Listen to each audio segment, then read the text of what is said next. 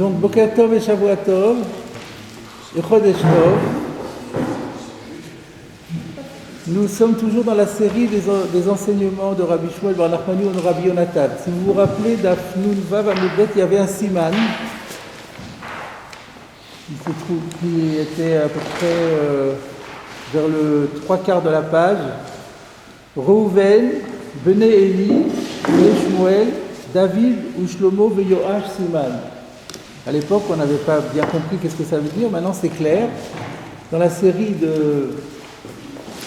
des enseignements de Rabbi Shmuel bar Nachmani ou de Rabbi Yonatan qui dit que quiconque dit que celui-là a fauté Eno et Latoé, on a vu d'abord dans l'ordre Reuven, puis les fils d'Éli, puis les fils de Shmuel, puis David.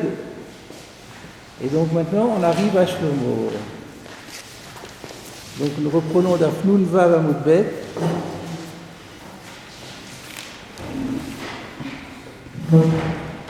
C'est à la 5e ligne à partir de l'élargissement. Aux 2 points. Et il y a écrit Amar Rabbi Shmuel bar Nachmani et il faut corriger. C'est pas Amar, c'est Ve'amar. Puisque c'est et il a encore dit. Rabbi Shmuel bar Nachmani a encore dit Amar Rabbi Yonatan au nom de Rabbi Yonatan. Kol haomer Shlomo chata eno elatoe. Quiconque dit que le roi Shlomo, Amelech Shlomo, a fauté, il ne fait que se tromper. Alors, fauté par rapport à quoi? Pourquoi on aurait pu croire qu'il est fauté par rapport à quoi? Rashi,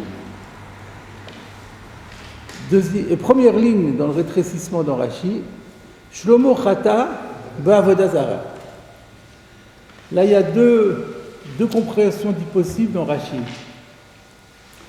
La première compréhension, c'est celle que j'ai donnée, c'est-à-dire que Rashi nous dit par rapport à quoi on aurait pu penser qu'il a fauté. On aurait pu penser qu'il a fauté par rapport à la Avodah Zara, suite à un verset qui va suivre, dans lequel on a l'impression que le verset nous dit qu'il a fauté par la Avodah Zara. Tout à l'heure, nous verrons que le Maharsha a une autre compréhension de Rashi, qui n'est pas exclusive, parce qu'on sait que dans Rashi, il y a plusieurs strates de compréhension.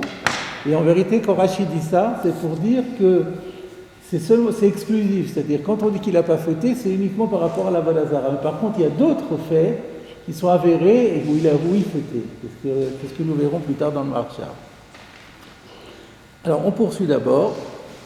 Alors, comment on voit qu'il n'a pas fauté? Chez Nehemar, parce qu'il est dit Velo aya levavo shalem im Hashem elokav kelevav David aviv. Donc le verset, c'est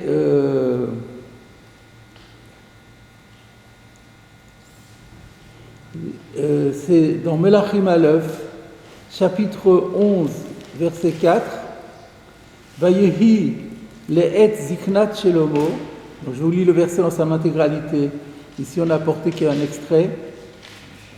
Et ce fut à l'époque de la vieillesse de Shlomo, Nashav itu et levavo, ces femmes, parce qu'il y a plusieurs femmes, ont fait pencher son cœur, achare Elohim acherim, derrière des dieux étrangers. Donc on a vraiment l'impression que ça veut dire qu'ils l'ont influencé pour servir des idoles.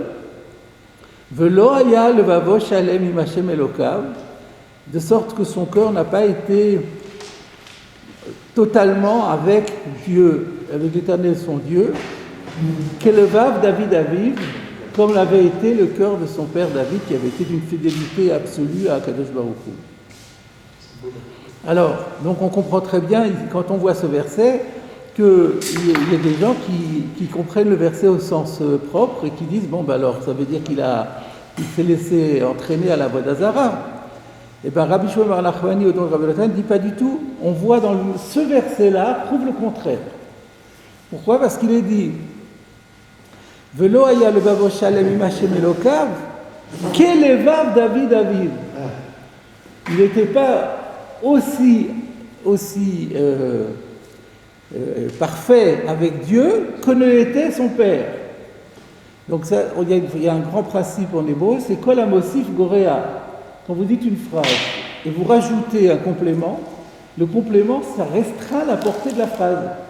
Quand vous dites son cœur n'était pas parfait avec Dieu, c'est clair. Donc il n'était pas parfait avec Dieu. Si vous rajoutez, il n'était pas aussi parfait que celui de son père, donc ça veut dire que en fait il était parfait, mais pas autant que. C'est ce qu'on appelle shovaro betsido. Il y a une autre expression en hébreu pour dire, vous avez une phrase et vous avez le shovar c'est un reçu. Le reçu, quand on a contracté un prêt et qu'on a remboursé le prêt, on reçoit un reçu. On appelle ça. Pardon ? Non, c'est pas ça, c'est le reçu. C'est-à-dire que vous remboursez la dette, alors le créancier vous donne un reçu comme quoi vous avez remboursé. Ça s'appelle shovar parce que ça casse le document de créance. Le document de créance n'a plus de valeur parce qu'il est cassé. On appelle ça un shovar. Là aussi, shovar robetsido. Il y a ce qui casse la preuve juste à côté. Qu'il vav David Aviv ou de l'Ohava, Mertan Ami Lochata. Ça sous-entend qu'il n'était pas d'une fidélité aussi totale que l'avait été David, mais qu'il n'a pas fauté. Parce que si on dit qu'il a fauté, c'est pas la peine de dire qu'il n'était pas comme son père. C'est complètement inutile, c'est un pléonasme, et pire encore, ça laisse entendre qu'autre chose. Donc le fait que le verset ait rajouté ces trois mots, que le Vav David Aviv, prouve que ceux qui ont interprété le verset en s'arrêtant avant cette proposition, ils se trompent complètement. Il n'était pas aussi total, aussi parfait que son père, mais pour autant, il n'avait pas fauté. Alors maintenant se pose la question, oui, mais il y a quand même écrit que Itu et Levavo Achare Elohim Acherim. Donc c'est ce que l'enseignement poursuit et dit Elama ani mekayem. Oui, mais alors comment puis-je rendre compte du début du verset qui dit Vayehi le'et ziknat shelomo nashav itu et levavo. Il y a quand même écrit que à l'époque de la vieillesse de Shlomo, ces femmes ont fait pencher son cœur. Hahi kerabi Natan. Ça, c'est autre chose. C'est pour nous enseigner un enseignement qui a été donné par Rabbi Nathan. Rashi nous dit qu'est des Rabbi Nathan, donc Rashi anticipe pour qu'on comprenne mieux la suite, de Shanikra Hitu la Lechet Vehu lo halach. Parce que le verset a dit Hitu. Hitu, ça veut dire faire pencher en vue d'aller. Mais ça veut dire que Oulo Allah, mais finalement, il s'est pas laissé faire. Donc il y a eu un premier mouvement, ils ont fait pencher son cœur. Pencher le cœur, c'est Rachidi Shanikra, le verset a modifié l'expression. Il fallait pas dire Itu et le babo, il fallait dire que les femmes l'ont poussé à l'acte. Pourquoi parler du cœur penché ? Il faut parler de l'acte. Que les femmes l'ont poussé à faire Avodah Zara. C'est pas écrit comme ça. Donc le fait que le verset ait modifié l'expression attendue, ça vient nous sous-entendre qu'ils ont essayé de l'influencer et qu'il y a eu effectivement dans son cœur, à un moment donné, une idée de le faire, mais qu'au final, il est arrivé à se retenir. Alors on va voir ça dans Rabbi Nathan, Rami. Rabbi Nathan a opposé deux parties de versets. Ketiv, d'un côté il est écrit Vayehi le'et ziknat shelomo nashavitu et levavo, que à l'époque de la vieillesse de Shlomo, ces femmes ont fait pencher son cœur. Donc ça laisse entendre qu'il s'est laissé faire. Va Ketiv, mais d'un autre côté, dans le même verset, il est écrit qu'il vav David Aviv, qu'il n'était pas parfait avec Dieu comme l'était son père. Kelevav David Aviv hu de l'Ohava, Mertana Milochata. Donc on voit que Rabbi Nathan a exactement la même lecture que Rabbi Shmuel bar Nachmani au nom de Rabbi Yonatan. Si on dit qu'il n'était pas comme son père, ça veut dire qu'il n'était pas aussi exemplaire que l'a été son père, mais pour autant il n'a pas fauté. Donc il y a contradiction entre le début du verset et la fin du verset. Achika Amar, et alors voilà maintenant la solution de Rabbi Nathan. Vayehi le'et ziknat shelomo nasha vitu et levavo la lechet achare Elohim acherim.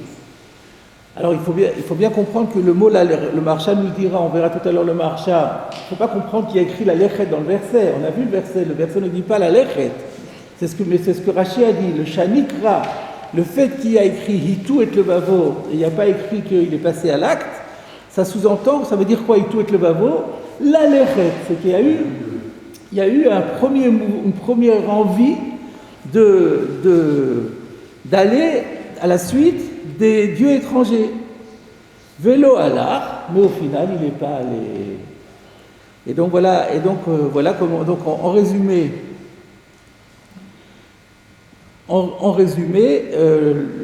Shlomo n'a pas fauté.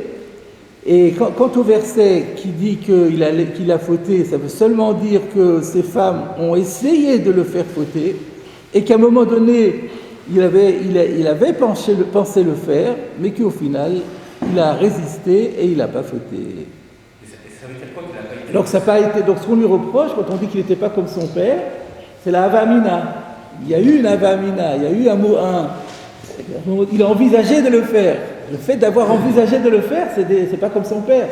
C'est un manque de fidélité par rapport à Hachem. Parce qu'on a une fidélité totale, on n'en parle même pas.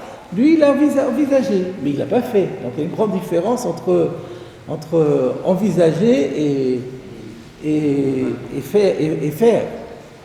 Dans l'archive, on ne peut pas opposer la première partie, dans l'archive, la deuxième partie. On a marqué ici, Hatou et Vavo. Tout. Et la deuxième partie, c'est Kelvav David. Donc, c'est resté qu'au niveau du cœur. Je ne peux pas dire plus facilement, c'est resté. Donc, il n'y a pas eu passage à l'acte.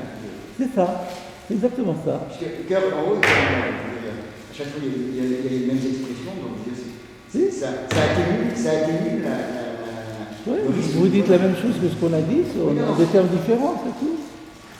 Pareil. C'est quand même curieux, alors qu'on vient de traiter le cas de David. Et avec difficulté. Il n'est pas Avodazara, il n'y a jamais eu. Dans David, on n'a jamais parlé d'Avodazara. Complètement un autre registre. Suspicion de faute.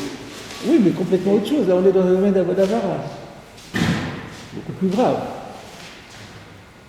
Vous n'avez pas reproché à David d'avoir fait des louanges et donc pas donc avoir porté une appréciation qualitative ou positive sur Dieu.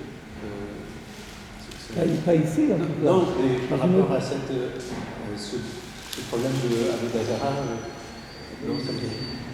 D'accord. Non, je crois pas. Est-ce qu'on ne peut pas dire, comme la souvenir précédente, que ces femmes ont fait Avodazara et il n'a pas protesté et du coup il est considéré comme coupable? Ça va venir plus tard, ça. Pour l'instant, c'est pas, on n'en parle pas. Alors, je vous propose déjà de faire le commentaire du Maharsha. Tout le contexte de ce verset, qui a l'air plutôt conclusif, le verset qu'on présente a l'air plutôt conclusif des versets qui précèdent, insiste beaucoup sur cette histoire de cœur qui penche. C'est étonnant, le dernier verset qu'on voit, qui est conclusif, a l'air de effectivement trancher pour nuancer Qu'est-ce que ça d'étonnant, je ne comprends pas. Il y a une redondance un contexte qui est très redondant à tout l'Élim Acherim. Comment ça redondant? Au contraire, ça neutralise. Oui, ça a des nuances. Ça nuance, oui. C'est une nuance, oui. On voit pourquoi cette manière un peu impressionniste par touches successives de rapprocher de mettre le focal sur cette erreur. On donne les choses telles qu'elles se sont. On ne peut pas faire le reproche au prophète de nous dire exactement la réalité des choses, comment les choses se sont passées. Oui, mais il ménage un suspense assez. Le suspense, c'est en une phrase, c'est dans la même phrase. Le suspense ne dure pas très longtemps. Alors, regardons le Maharsha, vous l'avez déjà.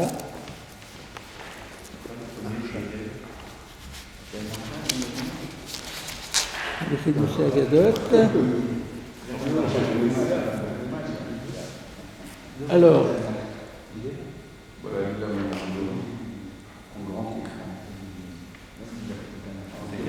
Alors, on commence, on va les faire les deux.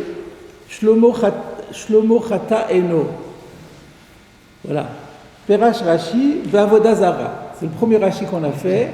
Quand on a dit celui qui dit que Shlomo a fauté en quoi? Rashi nous dit dans l'idolâtrie. Alors je vous ai dit tout à l'heure que moi j'avais compris simplement que, enfin, dans une première compréhension, on comprend le Rashi en disant, Rashi vient nous dire où est-ce qu'on aurait pu penser, de quoi on aurait pu penser, de quoi on aurait pu l'accuser. On aurait pu l'accuser d'idolâtrie parce qu'il y a ce verset qu'on voit juste après. Le Maharsha ne va pas comprendre comme ça. Aval bema shelo bemicha nucha benashav chatak del kaman. Par contre, ça veut dire c'est exclusif parce qu'il y a des fautes qu'il a commises et là, ça sera indiscutable. Quoi, par exemple?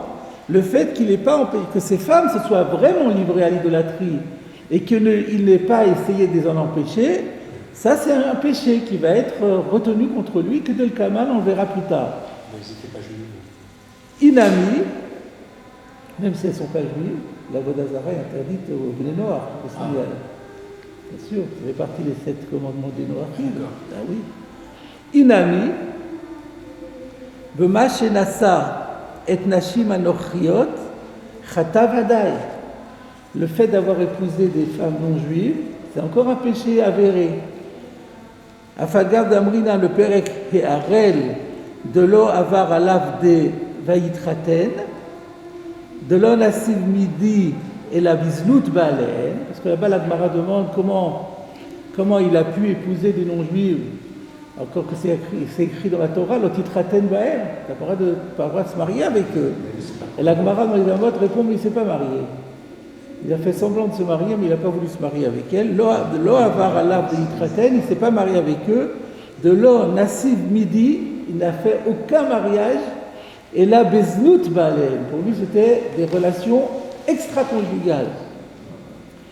Ha'amrinan sham, mais la Gemara l'empêche, dit là-bas, de m'aller à l'avakatouf ke'ilu litraten ba'hem, que malgré tout le verset va le lui imputer comme s'il s'était marié avec eux, parce que c'est interdit aussi, une relation avec une non-juive extra-conjugale est aussi interdite. Donc il nous dit, quand on dit que Shlomo n'a pas fauté, dans la Vodazara, mais il y a des fautes qui sont avérées. Voilà ce que le Maharsha rajoute, et donc il fait rentrer ça dans Rashi. Donc dans Rashi, il y a 2 idées. De quelle accusation on l'accuse et qui n'est pas juste, c'est à Vodazara. Par contre, il y a d'autres accusations où on peut accuser, là c'est à juste titre. Rachid, principalement, c'est à cause de la Vodazara, l'accusé de la Vodazara. Comment ça fait que le Maharsha, il change?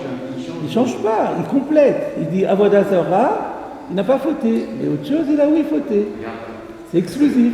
Parce que le texte dit Shlomo Chata, donc il a fauté.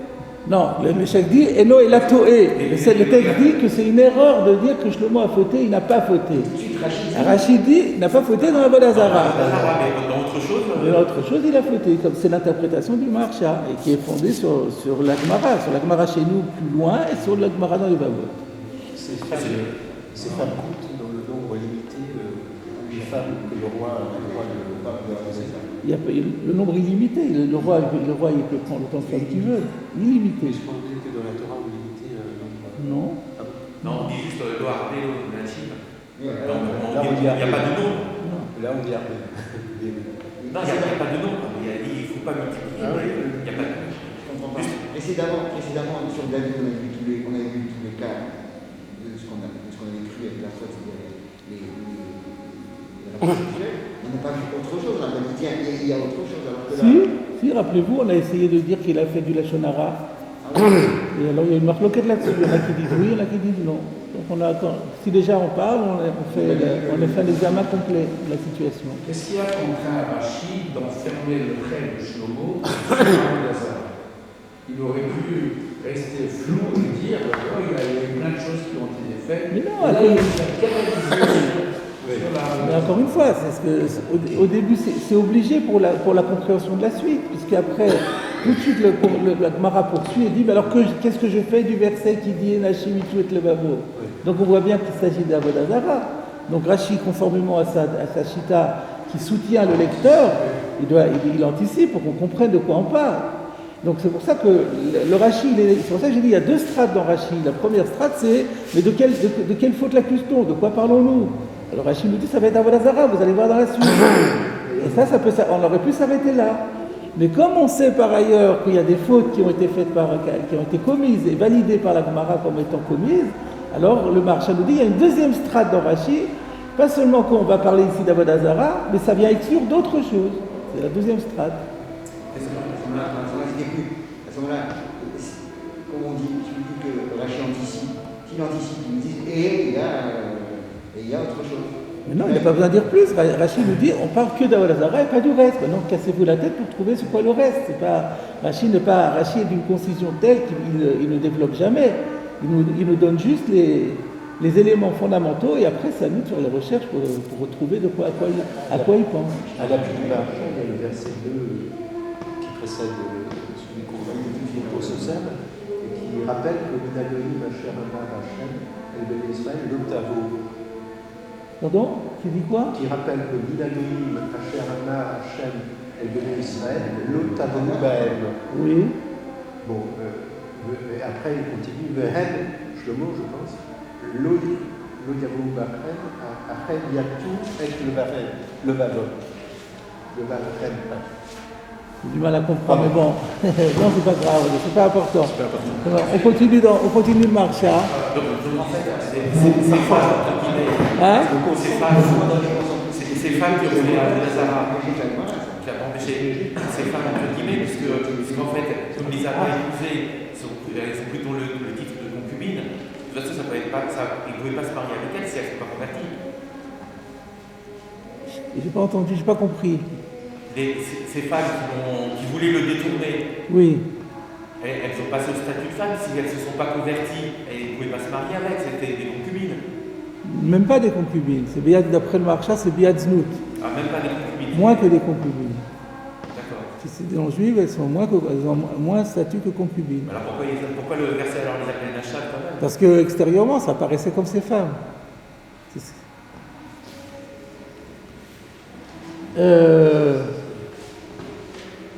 Rashi et Maharsha suivant, Nasha vitu et levavo lalechet achare Elohim, acherim, Bikra l'octive lalechet. Il ne faut pas se tromper, il ne faut pas comprendre qu'il veut dire que dans le verset il y a écrit le mot lalechet.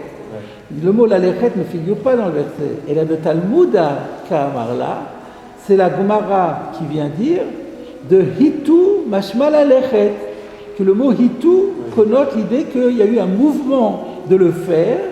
Velo alach, mais qu'au final il n'a pas fait. Et c'est ce que Rashi avait dit exactement aussi. Voilà, c'est juste pour expliciter les choses, mais c'est exactement ce qu'on a vu dans Rashi. Un mouvement pour aller vers la Zarah. Pour la Zarah, mais il n'a pas fait. Donc il y a eu un hitou à Tayat Lev, il y a eu dans le lèvre, il y a eu cette idée de le faire, mais finalement il ne l'a pas fait. Alors, on revient à la Gemara, c'est pas terminé. La Gemara repart à l'attaque.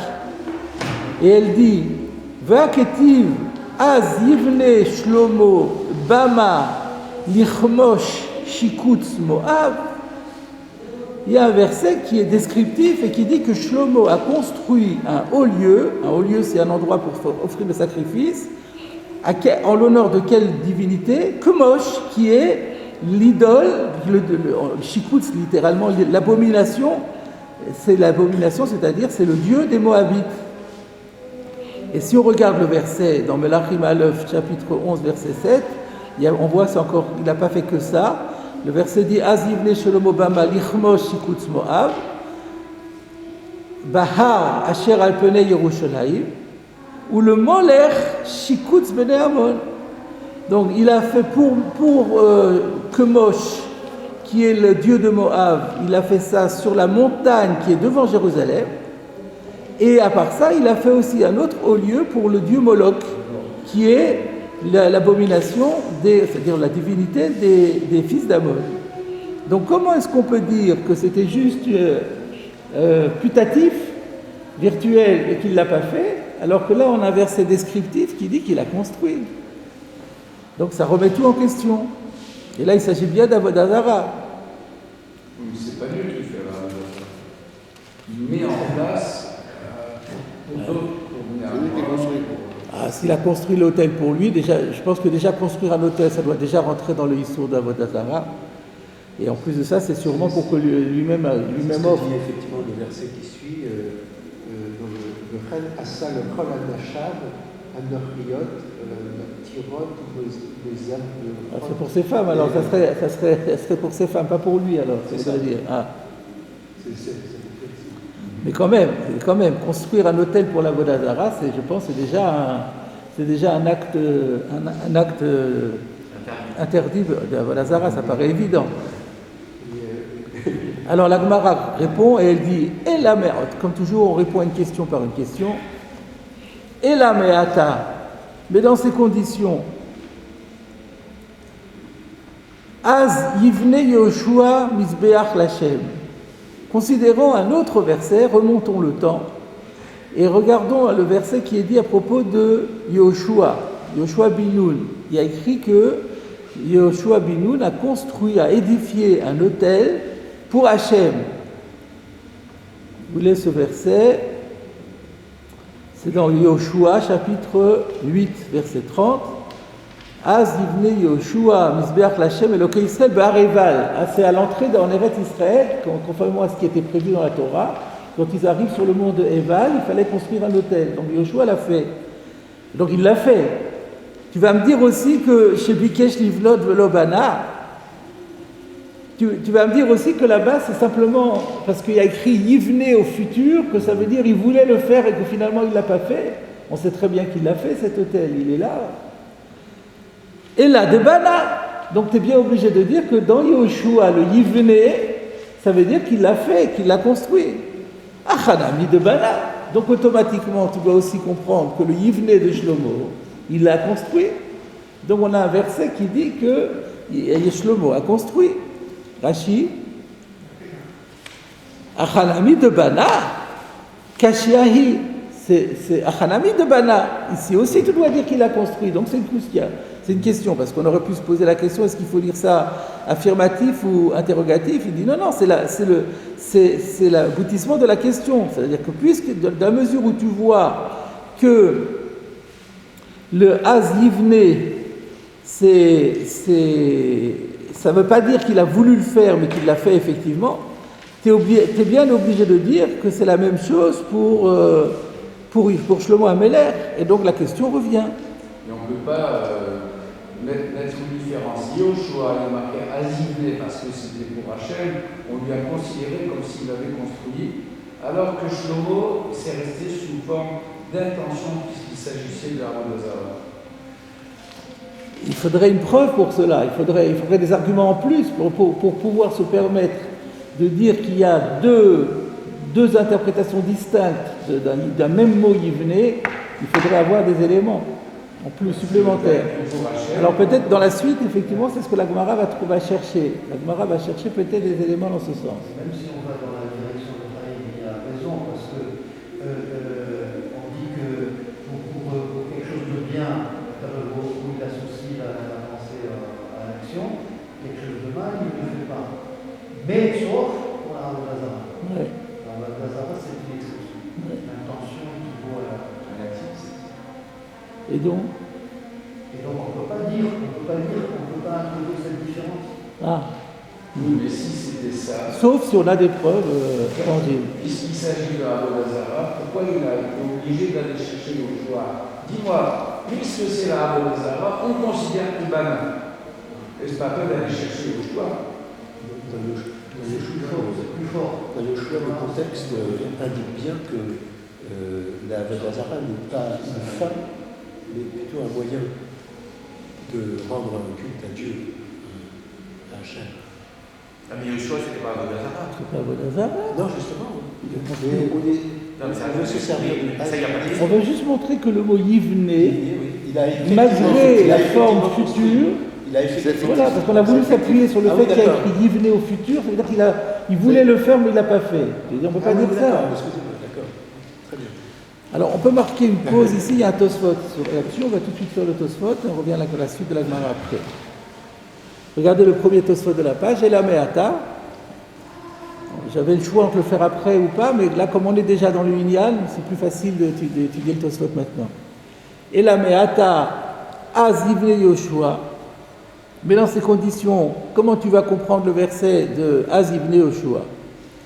Iksha arav Rabbi Elchanan.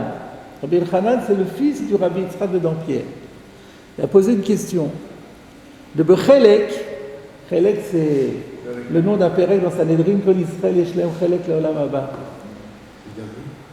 Mafkinan, Midirtiv, Az Yivne Yoshua, Velakatav, Azbana. On fait une dracha, on interprète le fait que le verset ait été employé la forme du construire au futur en disant Yivne et non pas comme ça serait attendu au passé, Velokatav Azbana, que Yoshua a construit, Mikan les Triat Ametim in Torah. Donc on a ce futur, ça vient suggérer qu'il y aura la résurrection des morts d'après la Torah, et que sous-entendu, et donc lorsque les morts vont revenir à la vie, on reconstruira encore une fois un autel. Donc on voit que ce Yivne, ce futur, a été le support d'une dracha particulière. Imke, dans ces conditions, Atal et dracha. On voit bien que le passage un peu étonnant du passé au futur vient pour être interprété, fait l'objet d'une interprétation. Achanami, Ata, les hach, j'ai une petite correction, le hach dracha de hacha. Donc on peut très bien dire, comme de la même façon que là-bas on voit que le yivne, on en fait quelque chose. C'est pas qu'on dit on fait pas attention, yivne bana c'est kiff kiff. Non. On voit que le fait qu'on est passé au futur, ça vient supporter une dracha. Et bien dans ce cas-là, on peut très bien dire que chez nous aussi, le futur vient nous faire une dracha. La dracha qui est différente de celle de Yoshua. Dans Yoshua, on va dire que le futur vient nous dire Mikal le Triat Ametim Shin Torah. Et là, le futur vient nous dire qu'il a voulu faire, mais il n'a pas fait.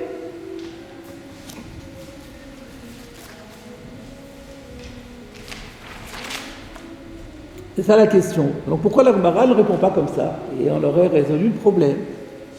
Vomer li.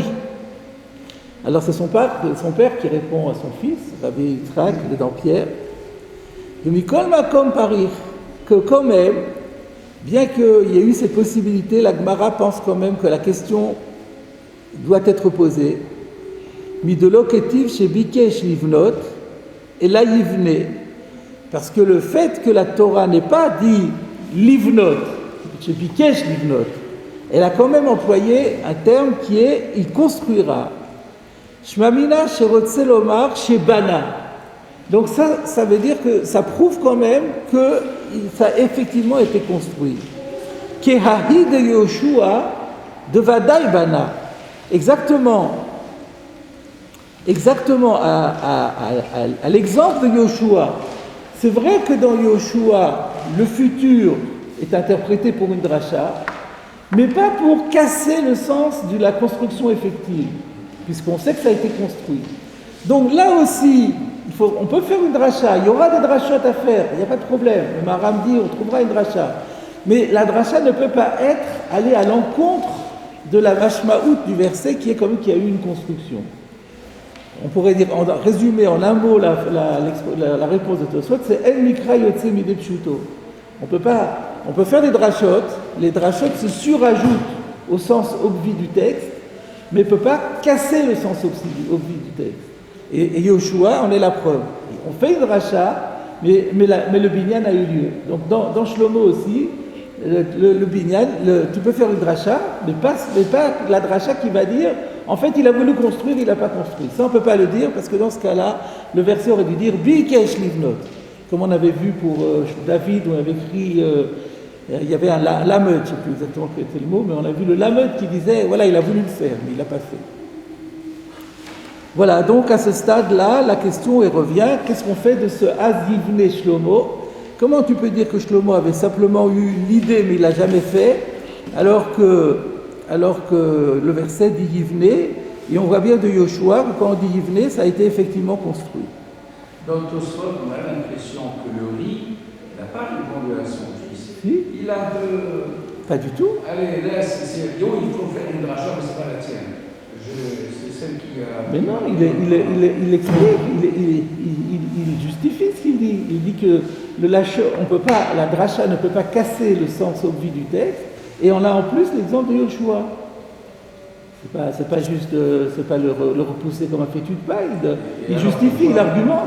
Pourquoi son fils a été cherché pour être un non, son fils est parti d'une idée simple. Je vois que le Yud du futur doit servir à une dracha. Je le vois de Sanhedrin. S'il doit servir à une dracha, pourquoi ne pas dire chez nous que cette dracha, elle est là pour protéger Shlomo et pour dire il a voulu faire, il n'a pas fait. Donc la question était légitime.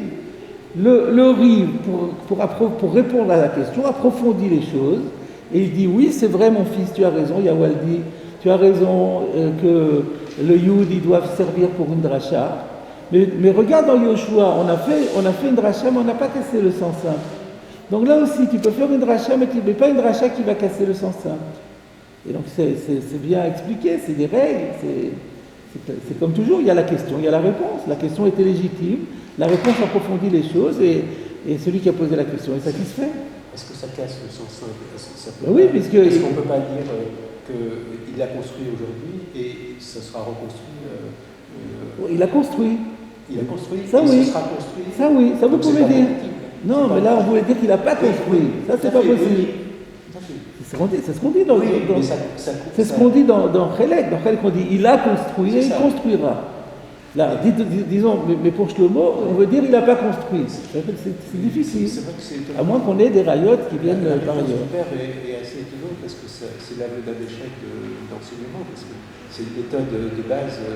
Ah non, pas du tout. Là, ici, c'est une réponse ponctuelle, c'est pas une règle générale. C'est une réponse ponctuelle, très recherche, très sophistiquée. Non, non. Est-ce que le Az, c'est comme un verbe conversé? Tu passes du futur au passé. Quand Az chez Moshe. C'est une question que je pose. Parce que c'est surprenant ce Az.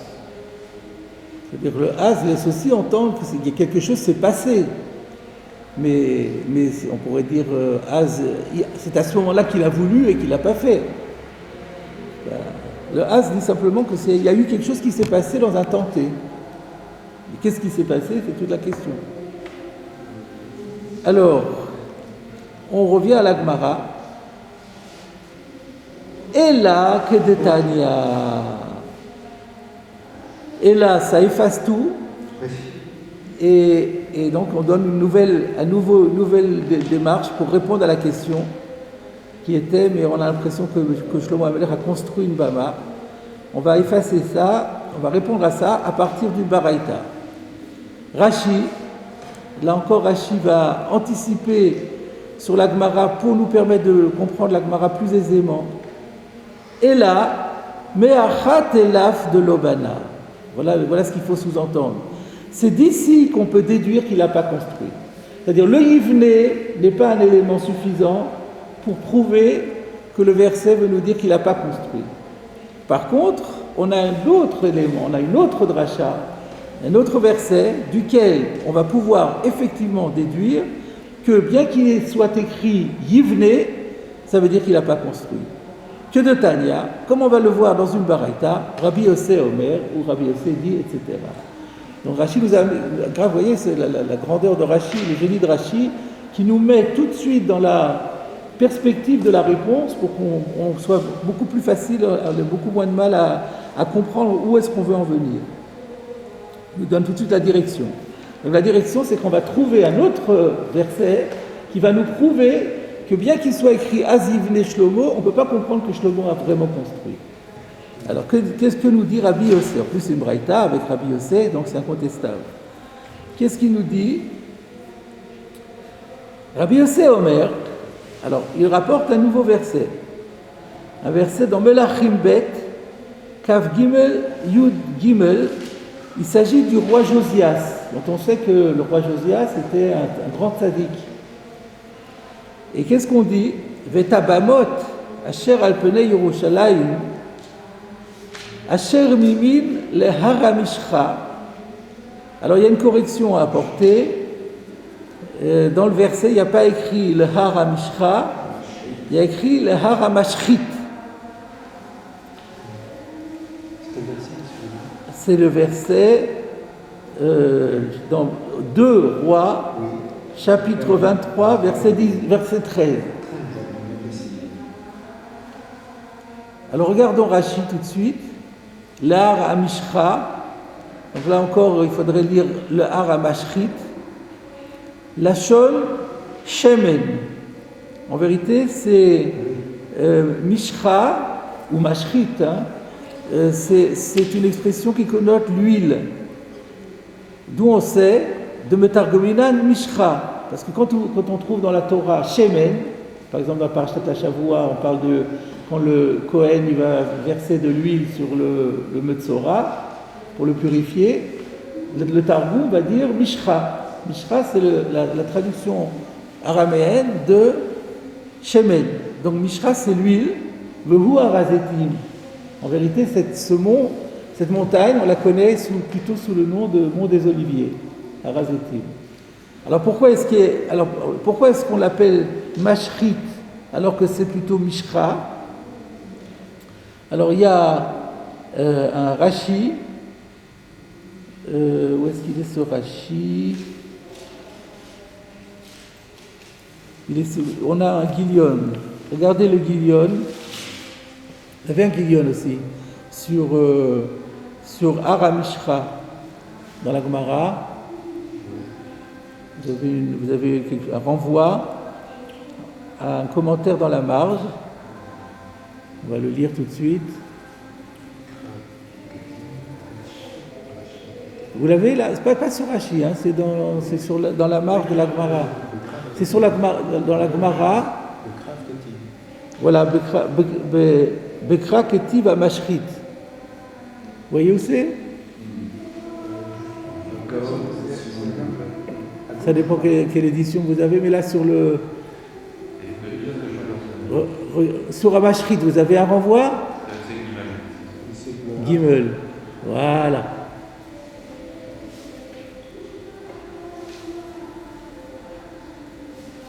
Voilà. Parfait. Ou Bikraktiv à Mashchit. Dans le verset, en réalité, il n'y a pas écrit Mishra, il y a écrit Mashchit. Vegam be'en Yaakov itakach. Dans la version de la Gemara qui est rapportée par le En Yaakov, c'est aussi écrit Mashchit. Ve'ayin perush Rashi be'melachim. Et regardez ce que Rashi explique dans son commentaire sur Melachim. Chez Katav, Hu HaMishcha, qu'en vérité ce Mashchit, c'est en fait, son vrai nom c'est Har HaMishcha. Le Kivan Shizkir et Shemo Aliede Avodah Zara. Mais comme dans le contexte, on est en train de parler d'idoles qui ont été construites sur cette montagne, Shinu Shemo le Gnai. On a modifié le nom de manière péjorative. Donc en fait c'est Har HaMishcha, qu'on appelle nous Harazetim, parce que Har HaMishcha, c'est-à-dire la montagne de l'huile, c'est-à-dire la montagne des oliviers. Mais comme on est en train de dire qu'il y avait sur cette montagne, avait été édifié par les Béné Israël des hauts lieux pour les idoles, on l'a tourné juste dans ce passage, on a appelé ce Har HaMishcha le Har HaMashchit en faisant un jeu de mots, en disant c'est la montagne de la destruction, parce que c'est une horreur l'idolâtrie, on a vu que c'est une vraie corruption. Alors on a appelé ça la montagne de la corruption. C'était un jeu de mots que le prophète s'est autorisé compte tenu de la gravité des choses. Alors on revient maintenant au verset. Et Abamot Hachel rappelé Yerushalayim, les hauts lieux qui avaient été édifiés face à Jérusalem. Asher Mimin le Har HaMishcha, à droite du mont des Oliviers. Asher Bana Shlomo Melech Israël, les Ashtarot, Shikut Sidonim, au lieu que le roi Salomon, roi d'Israël, avait édifié pour Astarté, qui est le dieu, la divinité abominable, des Sidonim. Donc, alors, d'un côté, je lis le verset en entier, parce qu'on voit qu'il n'a pas fait que ça. Velichmosh Shikutz Moab, Il a aussi fait des hauts lieux à Kemosh, dont on a déjà parlé, qui est la divinité de Moab, où le Milkom Toavat Bene Amon, Timé Améler, tout ça, la fin du verset c'est important, Timé Améler, que le roi Yoshiaou, Josias, a souillé tous les hauts lieux qui avaient été édifiés par le roi Salomon à des idoles, à des divinités. Voilà ce que dit le verset. Et Rabbi Yossé maintenant va faire le commentaire de ce verset. Josias, c'est combien de temps après Shlomo?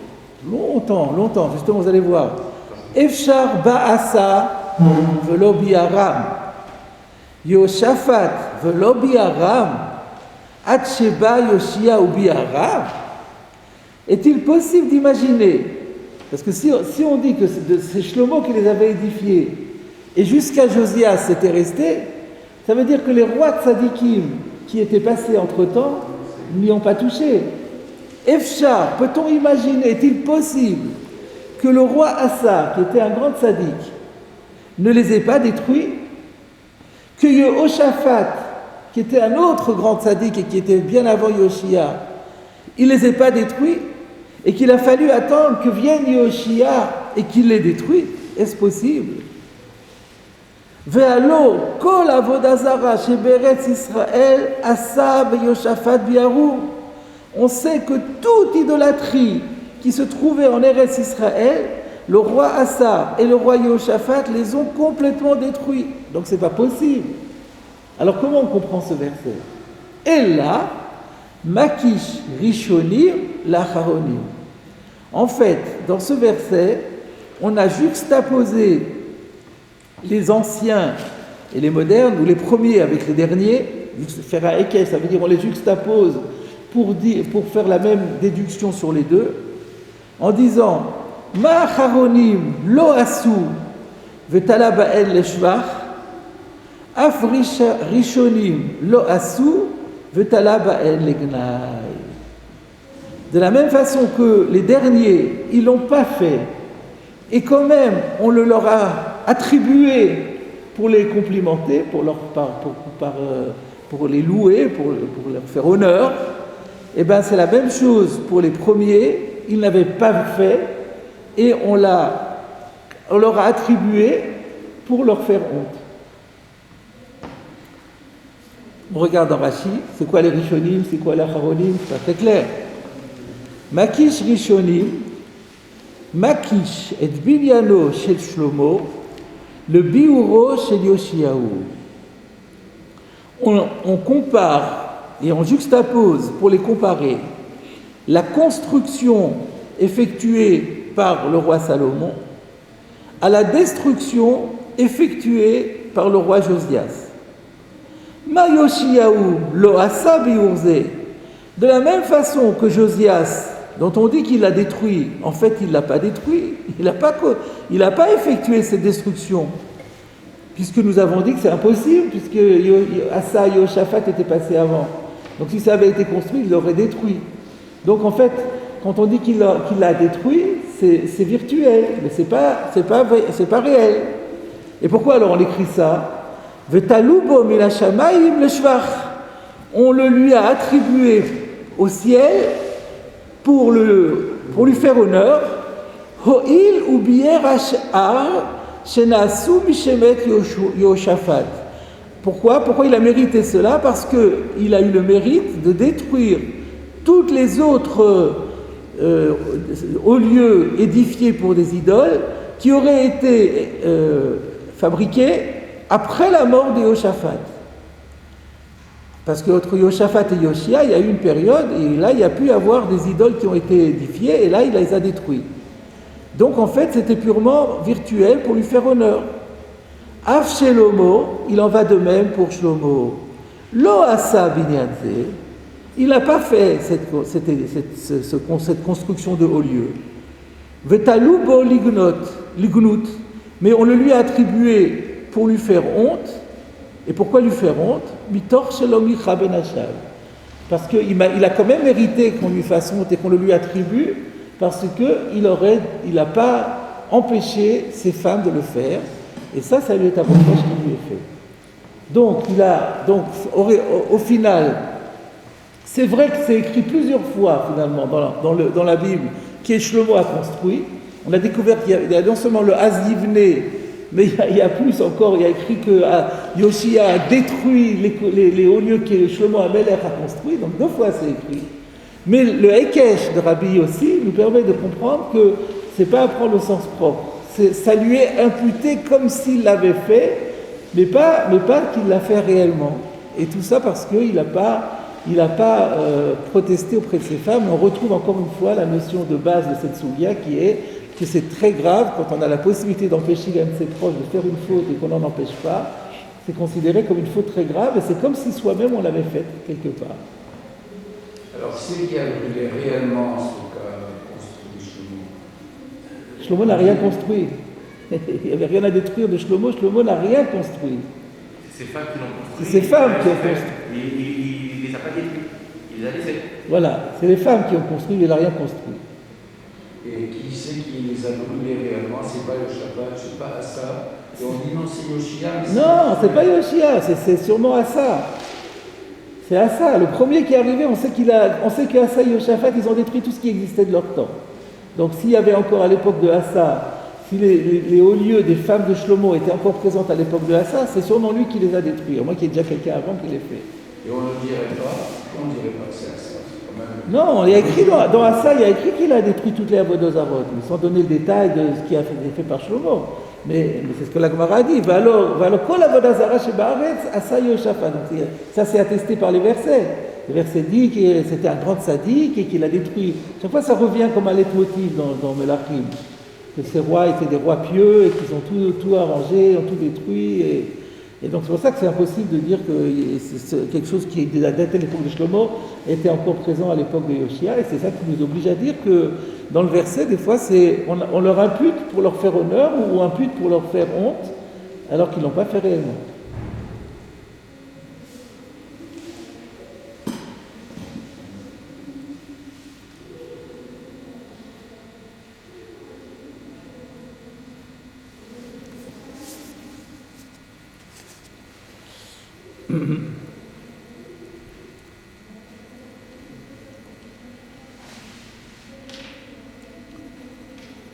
Alors on peut faire un Tosfot ici, si vous voulez bien.